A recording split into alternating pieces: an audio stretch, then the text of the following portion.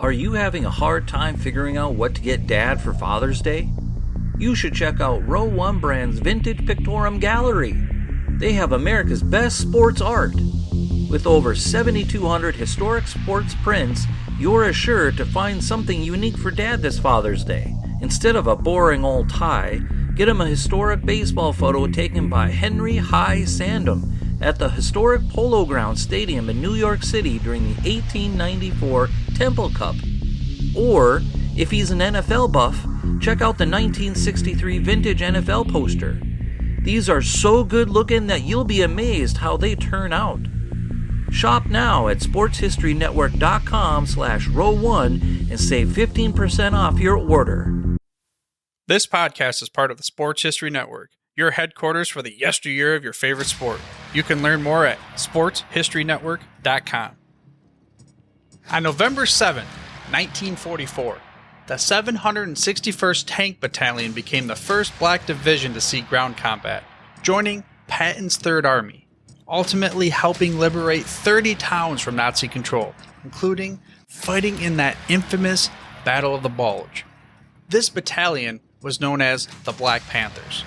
16 days after this first ground combat mission, the topic of this week's episode was born in LaPorte, Texas. The problem is that even though these Black Panthers of the 761st Tank Battalion were given, I'm using air quotes here, the right to die for the country, the father of this week's guest was born into an America where he could not simply take a drink of water in many locations because of something as trivial as the color of his skin. Welcome to the Football History Dude Podcast, where each episode is a journey back in time to learn about the rich history of the NFL. Your host is Arnie Chapman. Football is his passion, and he wants you to come along with him to explore the yesteryear of the gridiron.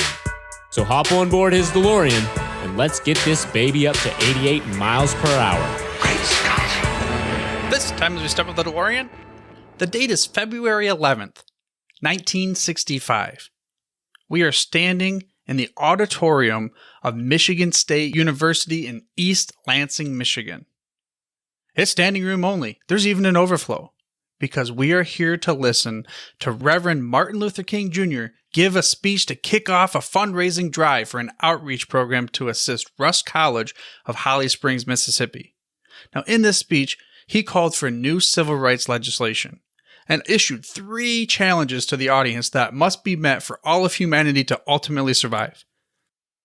First, people must achieve a world brotherhood perspective. Second, the notion of superior and inferior races must be abolished. And lastly, massive action programs must be developed to rid the world of segregation. This was only 2 months shy of 100 years after the Civil War ended, April 9th, 1865. And we're still, at this time, when Martin Luther King gave this speech, referring to segregation. We talked about that in the opening of this episode. Even though these black individuals will go to fight for this country. And that's where we're going to tie in this week's story. Gene Washington played at MSU during the time frame of this speech. He was a standout wide receiver at Michigan State University, would end up becoming nominated to the College Football Hall of Fame. He would go on to become a standout wide receiver at the Minnesota Vikings, a team that would make it to some Super Bowls, considered one of the best Vikings teams of all time. Now, Gene and his black teammates from the South were given an opportunity at MSU by Duffy Daugherty. They were able to prove that they could be just as good, if not better, than the white players. It was a different world for them coming up to Michigan State, coming from the segregated South. But I tell you what, they sure did prove those haters wrong, because in the 1967 draft, Bubba Smith, drafted number 1 overall. Clint Jones, number 2. George Webster comes in at the number 5 pick. And then this week's father, Gene Washington, drafted number 8. All from the integrated Michigan State University Spartans, national champions in 1965 and 66. And although there was a long ways to go and we still got some ways to get there, this team really did help change football and other aspects of everyday life, just like King referred to in his 3 challenges in that auditorium, just months before these very Spartans won a share of the national championship. But I'm going to go ahead and leave that for this week's guest. This week's guest is Maya Washington. She's going to tell the story of what she ultimately turned into a documentary and a book titled Through the Banks of the Red Cedar. This is a story where she was able to uncover her father's journey and share the impact the MSU team of the 60s had on the present generation and beyond. We're going to get into the interview here, but first, I want to let you know that Maya is gracious enough to offer an autographed copy of her book, Through the Banks of the Red Cedar. We're going to give that to one lucky winner. So if you want to be that lucky winner, or even to purchase the book beyond that, you can enter the giveaway over at sportshistorynetwork.com/giveaways. While you're on the site, don't forget to check out our other podcasts on that work. The Sports History Network is striving to become the headquarters for sports yesteryear, focusing primarily on the podcast medium as of now. We have 26 podcasts on the network, all covering various stories from the great world of sports history. Again, that's at sportshistorynetwork.com. But for now, let's get into this very important topic, the interview with Maya Washington. So story, it doesn't have to be limited to 5 story, but let's go with the story behind the documentary and the book. Like, what is the story of Through the Banks of the Red Cedar? Well, Through the Banks of the Red Cedar, both the film and the book are centered around my father's journey from the segregated South to Michigan State at the peak of the civil rights movement in America.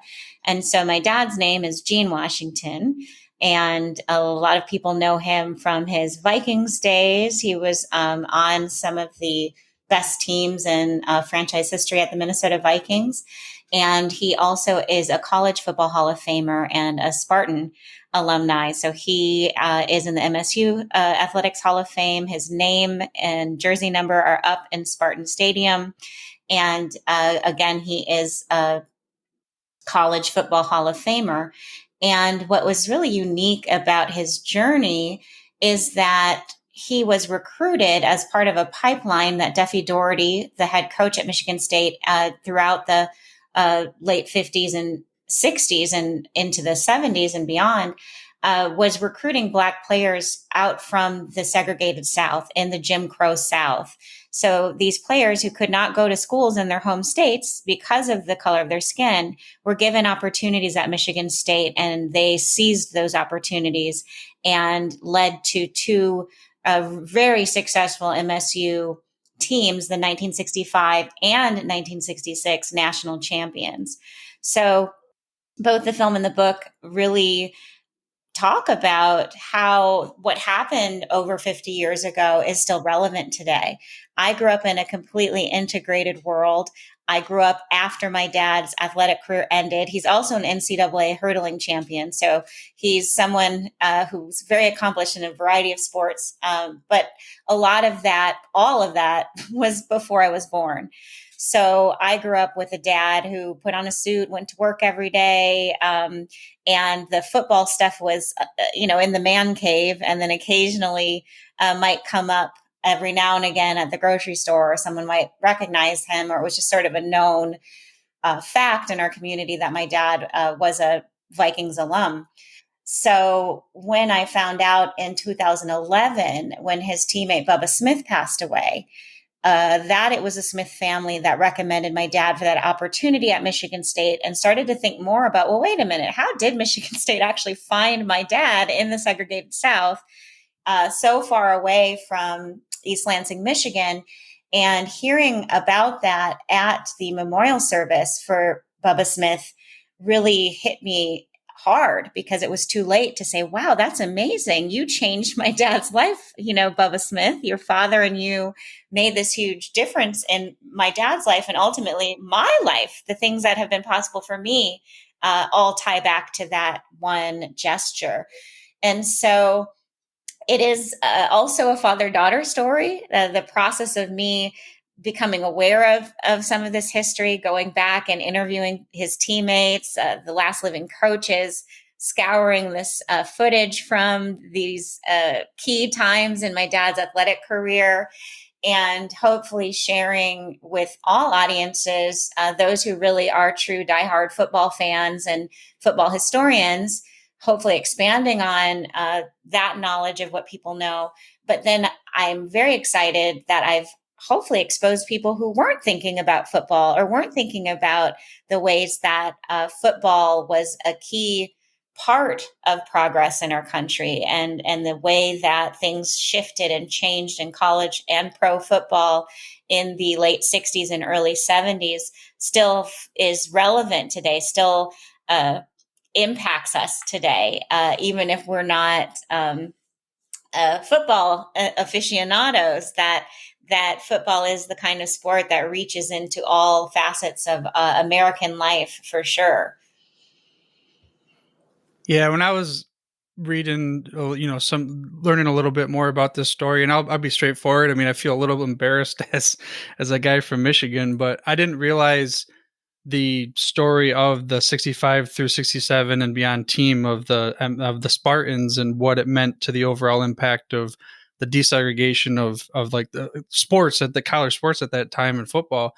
That it kind of, I don't know if this really made a revelation or not to me, but I thought back to my days, and maybe someone with the last same name. There was a coach or a guy that played a coach in a movie. Do you remember that? Remember the Titans movie?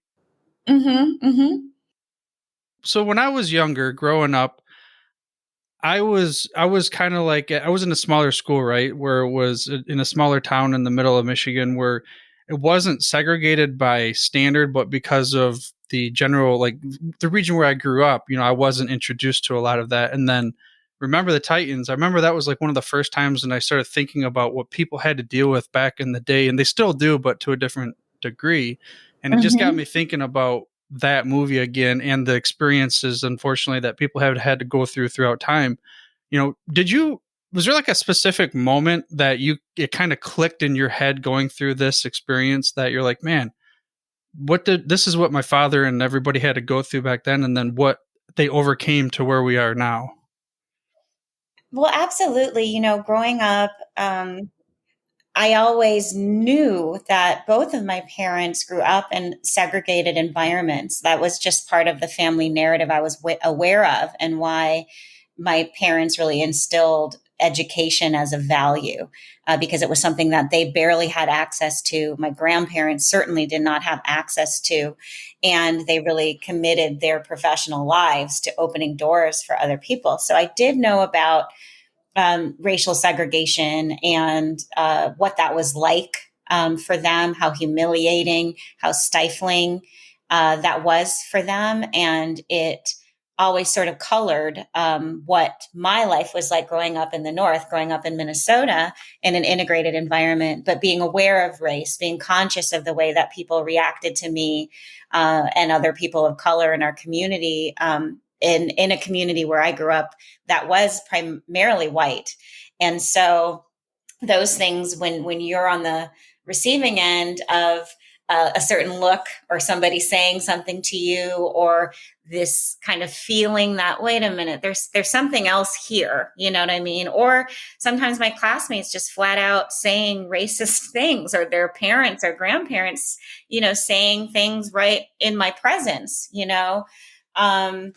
that was something I was very much aware of. But I think the details, though, that my dad was part of this historic desegregation that happened at Michigan State University was very much lost on me, and perhaps lost on him without the distance of that 50 years. And in 2011, when he was inducted to the College Football Hall of Fame, and we had that perspective to kind of really look at how that timing and what happened at Michigan State really changed the face of the game, because it coincided with the Civil Rights Act of 1964, the Voting Rights Act. Major shifts were happening in the United States, And the president of Michigan State University was actually the chairperson for the U.S. Commission on Civil Rights.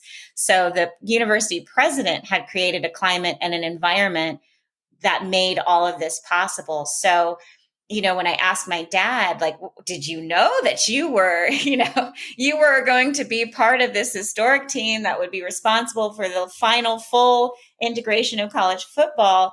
At the time, they were just really thinking about, okay, I have a shot to leave the South, to get an education, to compete to the best of my ability. And that's what was on their minds, and I think that's pretty common for anyone who's found themselves as the first in any kind of field or in any kind of situation. But certainly for Black Americans in my dad's generation, people who are still with us in their late 60s, 70s, 80s, 90s, they were living through the history that was upon them.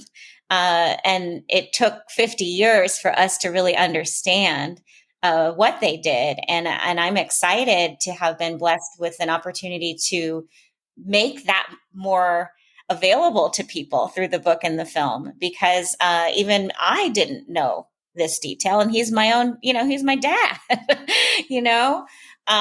so I'm very excited and grateful that people have been so receptive. And as you shared about Remember the Titans, that we can tell these stories, and regardless of where we grew up or how we grew up, if we weren't exposed to certain things, that the arts, shows like yours, books, we can be exposed to things that we may not have known about. So it is pretty exciting to be able to share this. Yeah, in today's age, with you mentioned, so I mean, my type of show, I'm just a dude sitting in a room that, I was recording in I was recording in a closet for a while, just sending out digital information to the world, and I had people from different parts of the country. Even the earth. It's just amazing how now we have that medium. It's just like, let's utilize it to be able to send out the messages and stuff. And sometimes I think there has to be a perfect storm, if you will. And you kind of alluded to it just a little bit there with President John Hanna at MSU. And then you spoke about Coach Duff Doherty, but can you maybe go a little deeper in their roles into not just the team, but then the overall kind of pushing past that barrier of segregation? Well, the thing that I found really fascinating about Duffy Doherty is he founded the Coach of the Year clinics. They're now known as, I think it's name sponsored by Nike. So I think it's the Nike Coach of the Year clinics now. But this was like a circuit that he and Bud Wilkinson, who was at Oklahoma at the time, started to develop a network of friendship and camaraderie between college coaches and even some professional coaches around the country, as well as like high school coaches. But because of segregation, when they would go to the South, they could not have Black coaches and white coaches in the same room, which is, think about that. They couldn't fraternize, they couldn't network together, and they couldn't create these opportunities, right? And so Duffy Doherty went out of his way to create separate experiences for Black coaches in the South. So they would either go in a separate room in the hotel, or they would engage in an additional hotel somewhere else or some other venue.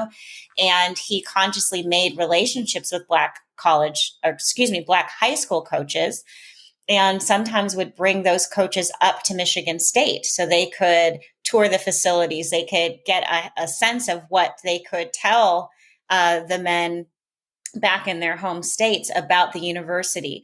So there was this really clever network that he created through a mainstream platform, the Coaches of the Year clinics. In my book, there's a scene where my dad, Clinton Jones, myself, and Bud Grant, and some of the staff of the Vikings go to a lunch together, and he starts telling us that he went to one of Duffy Doherty's, clinics. So even Bud Grant, went up to, I think he said it was somewhere near the border. I don't know if it was in Canada or sort of somewhere in upper Minnesota, northern Minnesota, or North Dakota, somewhere on that boundary, that he had attended one of Duffy Daugherty's coaching clinics.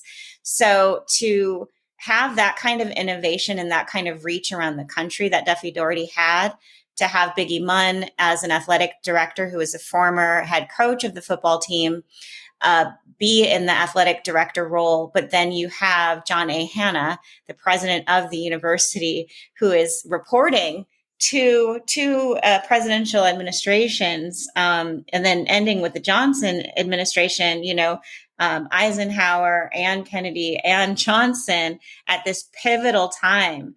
And what I think is really cool about John Hanna is he was a poultry farmer. So he's total Michigan farm kid who ends up becoming the president of a major university that was essentially an agricultural college when he first got started. And his tenure really put Michigan State University on the map and created this pathway for inclusion to be demonstrated in the institution. Yeah, I mean, again, that was another name that I hadn't known a whole lot about, and people probably in my neck of the woods are like, hey, you probably should know more about this, because being from Michigan, we're more of a University of Michigan family, I suppose, between the two, but I don't follow college that well. Another thing I didn't realize was the national champions back in the mid-'60s, and then with Jimmy Ray and being the first Black quarterback to win a national championship. You get a little bit of that story. Is your father... What was a story that you could share that maybe your father relived a moment with Jimmy Ray and the team there? Well, one of the fun things that I got to know more about interviewing Jimmy Ray, as well as Vince Carolot and Hank Bulla, as well as my dad. So when my dad's freshman year, they could not compete varsity. You have to kind of have that waiting year before you can actually be on the team. So the sense at Michigan State, even in 1963, with this recruiting class that came in that had a lot of awesome athletes, but a number of them who were African American and also awesome. So there was something that was kind of in the air. And among the funniest stories is that they would help prepare the varsity team for games and would be told they were getting a little too aggressive and getting the best of the varsity team. So they had to kind of, turn it down a notch or in those scrimmages early, so that the varsity team would be prepared for the game and not beat up on, by the freshman squad. But what is cool, the things that I did learn about Jimmy Ray specifically, is when my dad had moved up and joined the varsity team when Jimmy Ray was doing his recruitment visit and visiting the campus. They had him throw a few passes to my dad. And what's really interesting about why the experiment, if you will, of sort of the fish out of water experience for both the athletes who were recruited, but then also for Michigan State University, is the extent to which they understood that if you're going to recruit, you need to give that recruit the sense that when they get to the university, they're going to be comfortable. They're going to feel like they fit in. They're going to feel like they have an opportunity. So Duffy Daugherty and the coaching staff really utilized the current players to inspire those recruits to feel like, okay, I see other Black men here. I see this person, and to make them feel like they were part of that community, and that if they came, they would be well received. But one of the very touching aspects of Jimmy Ray's story that he shares in the film, and I touch on in the book, is that he was a little concerned, though, in the same way that the upperclassmen were there to be encouraging and show him around. They also, a few put a little bug in his ear that, hey, I know you're a quarterback, but you may not be given a chance at quarterback if you come here, and so if you're looking at other schools, keep that in mind. Willie Thrower was a very legendary and important Spartan. But the idea of being a starting quarterback and having an opportunity as a Black man was something that these upperclassmen were warning, time will tell if that's the case. And so Jimmy Ray's mother, in a final conversation with Duffy Daugherty over the phone, asked, are you going to let my son play quarterback? If we say, yes, he can go to Michigan State University, will he be able to continue as a quarterback? And according to Jimmy Ray, Duffy's response was, he'll play quarterback until he decides he doesn't want to be a quarterback. And so that was really an important moment that gave Jimmy Ray and his family some confidence that he would be given a true shot to shine and to meet his full potential. And so his story is just really remarkable and significant. He went on to coach in the NFL as well. He has a book with a writer named Tom Shanahan, and that is called Ray of Light. So that book contains stories based on Jimmy Ray's experience, but also other members of the team who talk about that history and their sort of unique relationship to those 65 and 66 teams. You mentioned fish out of water. It gets me thinking, I couldn't even imagine, so going again from the segregated South to up in the North and kind of being hesitant, almost like, is this for real? Is this really what they're going to allow me to do? I mean, kind of like me going into maybe some new job that I don't in a different country are you sure this is really what they're getting? I mean, what was it like, the actual day-to-day campus life type thing for your father? I think you really nailed it. I mean, it was a completely different culture, completely different climate. You got young men from the South who've never seen snow. But little things that really, to me, hit home. And I think it's important for our generation to really understand things you take for granted, like going on a road trip and being able to stop and use a restroom, or, run into a store to go pick something up. They could not do that. They couldn't use public restrooms unless there was a colored restroom. They couldn't travel interstate in their car without the fear of the possibility of being stopped, harassed, killed, accused of something that they didn't do, hunted. Those were the pressures and stresses. And so among all of the men who were from the South, the weirdest thing for them was not only flying on an airplane, but being greeted by a white person who was going to pick them up and drive them to the campus hotel that not only could they stay at, but they could walk in the front door. And to be able to sit down in a restaurant, order from a menu, and have the waiter or waitress be a white person serving them food. So all of these things that are so pedestrian and everyday about, life was the first for them. And they were the first in their families to have this kind of experience or interaction with white people that was very, I wouldn't say challenging to get used to, but it's like the very things that they were doing as part of their recruitment trip, they could have ended up in jail, or beat up or harassed, or worse in their home states. So it's just a very surreal thing when you really try to imagine what life was like for them, because it is so different now. And they worked really hard to make sure that they were successful so they wouldn't have to go back to those conditions. But they also knew that this was a once in a lifetime opportunity. So achieving to the highest of their ability was what they focused on, and what they did to cope with a lot of those completely uncomfortable new experiences. Even just having classmates who were white.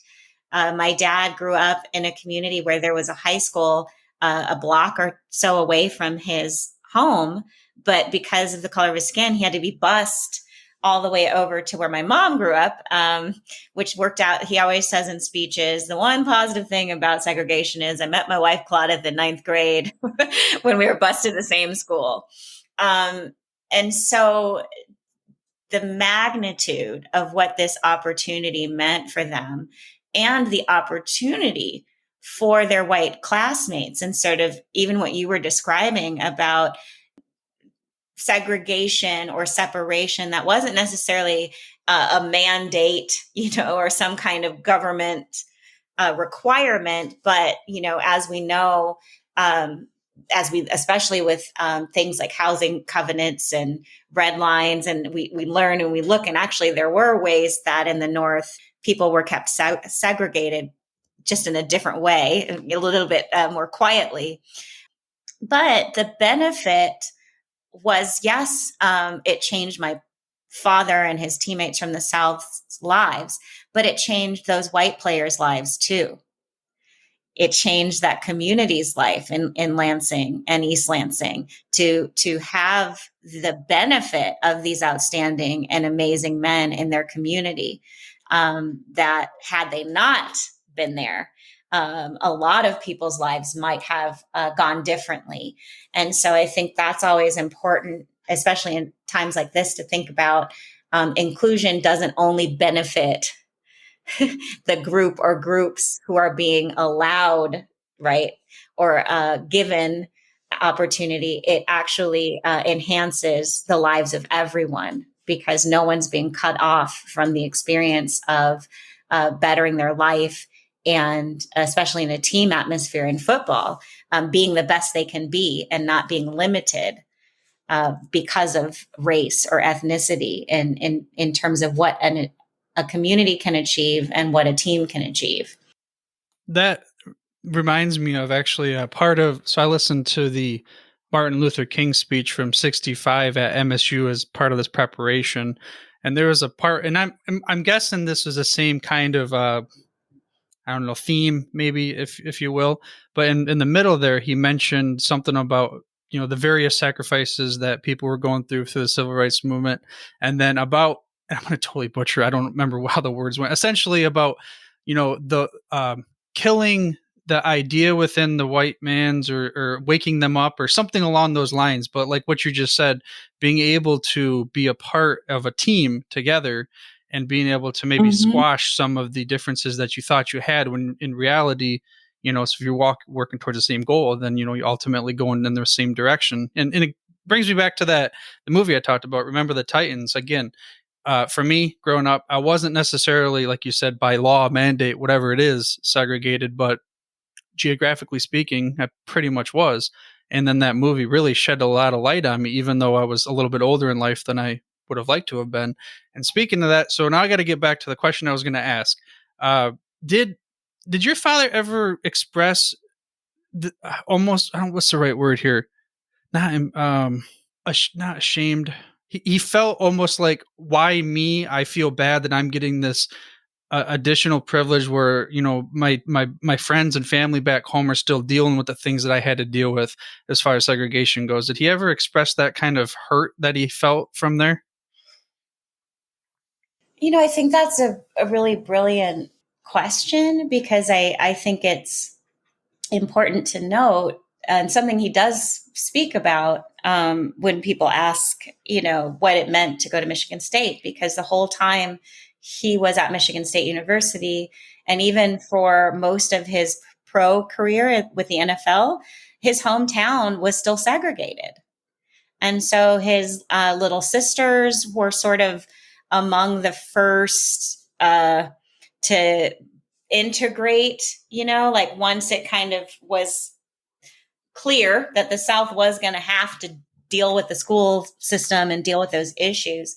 So I think it's always been challenging for him, because our family members who were in the South during that time really did endure the worst the worst of treatment, the worst of being completely limited and restrained in what you could accomplish, what you could dream for yourself and for your life.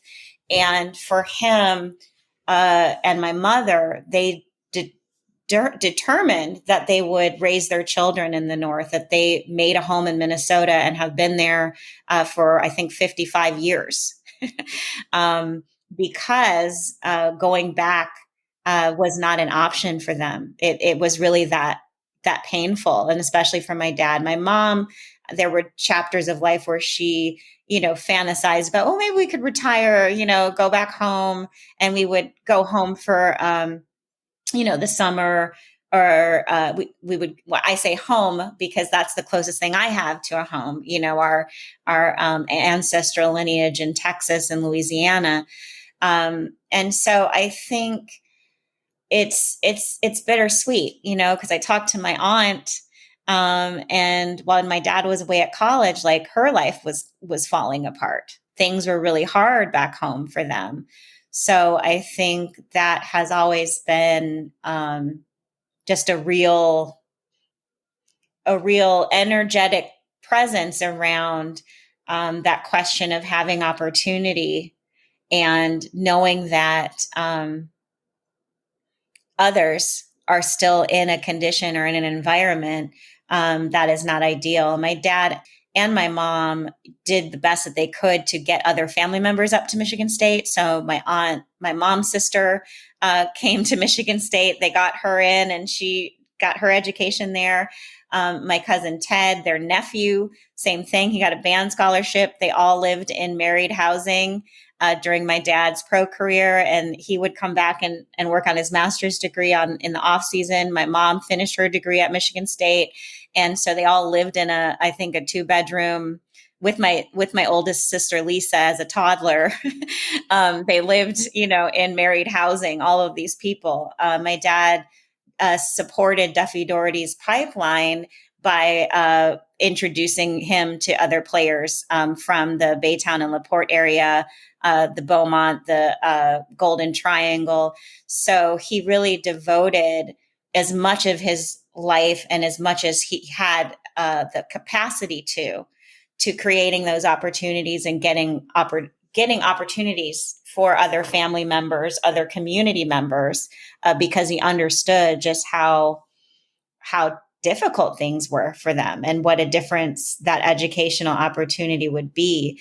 And I think that's why he devoted his professional career after football and even during football to opening doors. Just thematically, I think that is how he continued to pay it forward, that I had this incredible opportunity. How do I create this incredible opportunity for others? How do I make this real for other people? And there's so many people, I cannot even tell you, because I really can't tell you how many emails I get, how many messages I get where someone says, oh, I heard you on this, or I saw the film and your dad did this for me. Your dad helped me get this job. Your dad, your mom, like people, it's really kind of cool. One of my friends joked, oh, so like you're your parents' publicist now. Sometimes people reach out to me just because they were like, I remember your mom. She used to pray with me at church on Friday nights, or I remember your dad did this. And so that theme or that spirit of knowing they had an opportunity and a door open for them and they went through it, with that tension of knowing that was not happening for other people in their hometown. So they really went out of their way, over and above and beyond, to the best of their ability to try to create those pathways for other people.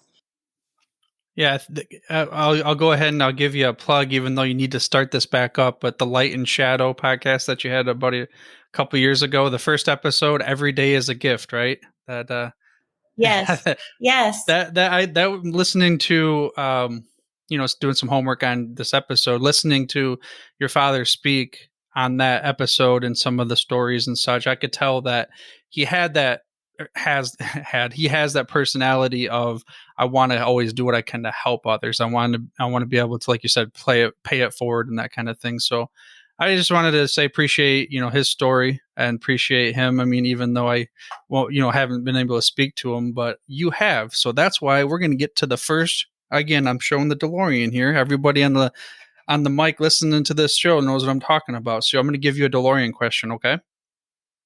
All right. You get to go back in time in the DeLorean. You stole my keys. Whatever you want to do, you knock me out in the passenger seat. Doesn't matter, like Jennifer Parker. But this is kind of like a twisted DeLorean what if question. You can keep all of the knowledge that you have into you can bottle it up. You go back to your younger self, maybe 5 years old or something, about what you've learned through this project. Insert that knowledge into your 5-year-old self. How do you think growing up from there would have maybe impacted your decisions or pursuits or interests or whatever it is? How do you think that might have impacted you growing up? Wow, that's powerful. Well, I'm thinking about 5 years old, and how I was talking about my dad's man cave, all the memorabilia on the walls. My older sisters were 10 and 7 years older than me, so I just thought they were super cool. They were tweenagers, and anytime I got an opportunity to play with them or play Barbie dolls is what was cool, I would, with all this information I have now, when I was playing Barbie dolls in my dad's memorabilia cave, I might have asked him questions about what was on the walls and what they meant. I might have sat in his lap and asked to watch football and asked him to tell me about, football. And the blessing, though, at 5, I did get to go. He would drive me to my Montessori every day.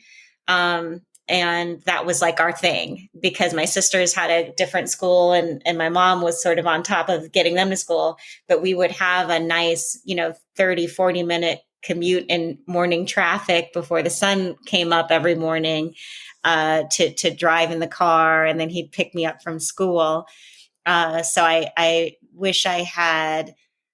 I'm not even sure if at 5 years old I knew he was a football player or had been a football. Like, I don't even know how much of him having a life before me was on my mind. So I definitely, that's what I would have done with all of that knowledge I have now. I would have, in my 5-year-old brain and mouth, would have said, Dad, tell me about your life before I was born. That's wonderful that you're a producer, director, and all these other things. So you can appreciate this wonderful transition that you just gave me, because the next DeLorean question was going to be, go back to a moment from your father's career right now with everything and go ahead and ask him a question at any point in his life. What question would you ask, and when is the moment? Oh my goodness. I would, because it's winter, I would probably go to one of the end of season games in the winter of like 1968 or 60, probably 69 for sure, because that was a good year for the Vikings. 69, and be like, how are you not freezing here? Bud Grant doesn't allow you to wear gloves. He doesn't allow heaters. And how on earth are you able to play football in negative temperatures? I have, to this day, I don't know how he did that, but that I would love to be there for that, and maybe say, look, I brought this back from the future, this hand warmer. just put it in your tights here. and no one will know, but you can keep your hands warm.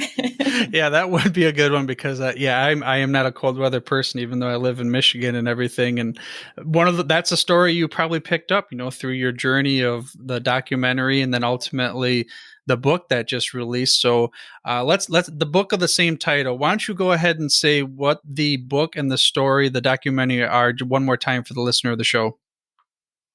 Sure. So the film is called Through the Banks of the Red Cedar. It's currently on PBS nationwide. You can just check your local listings or go to the Amazon Prime PBS Documentaries channel. And the book is called Through the Banks of the Red Cedar, My Father and the Team That Changed the Game. And that is available on Amazon and Kindle, hardcover and paperback, but also at your favorite bookstores. And there's an Audible version or an audiobook version that's available. So hopefully one or both is an avenue that people can learn more about this history. And then if the listener's interested in like to gather all this stuff in one place, a website address, where would you want them to go to? Sure. So what's exciting now, Amazon, because the full-length version of the film is actually available on that PBS Documentaries channel. So if you go to Amazon and search Through the Banks of the Red Cedar, you'll find both the book and the film now in that Amazon search.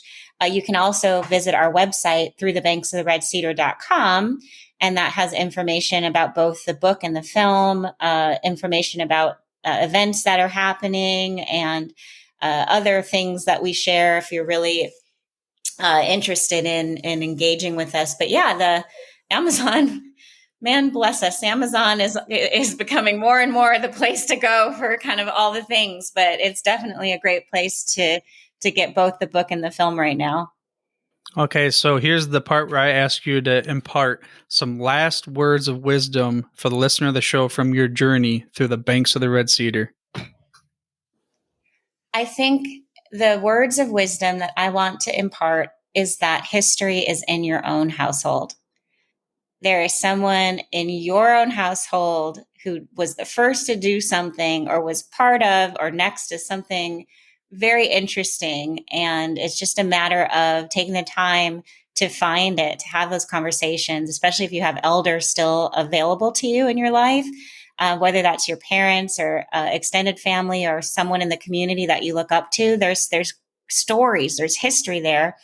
And to also remember that we are living history, that the choices we make, the connections we build, the ways that we move in the world right now will have an impact 50 plus years into the future as well. There you go. Dive into your family history. Who knows what you're going to learn about, but I guarantee it, you're going to learn something cool about something that someone in your family did long before you were on this planet. Something I learned about my last name through the research for this episode was Corporal Carlton Chapman. He served in Patton's army, but he served in the 761st Tank Battalion. And there's a photo of him sitting on the tank from the National Archives and the National World War II Museum.org.